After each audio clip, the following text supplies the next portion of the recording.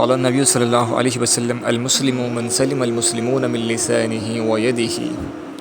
آپ صلی اللہ علیہ وسلم نے فرمایا کامل مسلمان وہ ہے کہ جس کی زبان اور ہاتھ سے دوسرے مسلمان کو تکلیف نہ پہنچے، یعنی کہ آپ صلی اللہ علیہ وسلم اس حدیث مبارکہ میں ایک کامل مومن کی، کامل مسلمان کی پہچان اور علامت بتاتے ہیں کہ کامل مسلمان وہ ہے کہ جس کی زبان اور ہاتھوں کے شر سے دوسرے مسلمان محفوظ رہے۔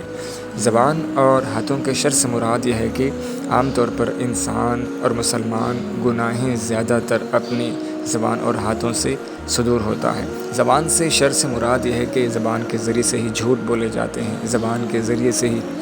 گالی گلوچ کی جاتی ہے، زبان کے ذریعے سے ہی اعتبار توڑے جاتے ہیں، وعدہ خلافی کیے جاتے ہیں، زبان کے ذریعے سے ہی تہمتیں لگائی جاتی ہیں۔ یہ اس جیسی تمام تر زبان سے صادر ہونے والی گناہیں، تکلیفیں جو دوسروں کو پہنچے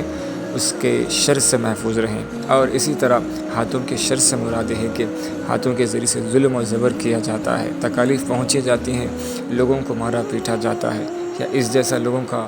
مال ہڑپ لیا جاتا ہے۔ یہ تمام تر گناہیں جو ہاتھوں کے ذریعے سے صادر ہو، جو دوسروں کو پہنچے، ان تمام گناہوں سے، ایذا سے، تکلیف سے اس کے ہاتھ محفوظ رہے۔ یہاں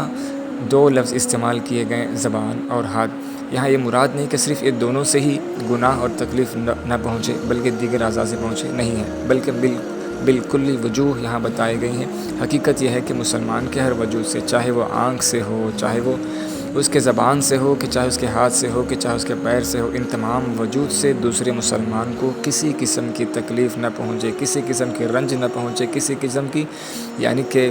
دل آزاری نہ ہو۔ یعنی کہ آپ صلی اللہ علیہ وسلم مسلمان کامل کی پہچان اور علامت یہ بتائیں کہ وہ مکمل اس کے وجودی اعتبار سے ایسا سلامتی والا ہو جائے کہ دوسروں کو اس کے ذریعے سے سلامتی تو پہنچے لیکن کسی